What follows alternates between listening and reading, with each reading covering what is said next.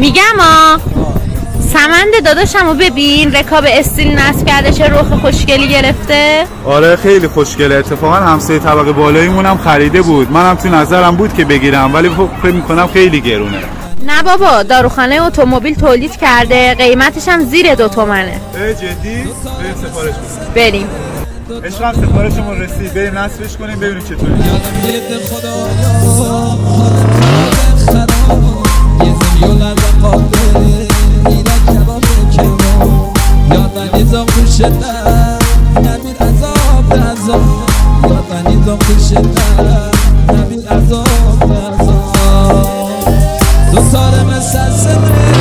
دو تا دیار در دل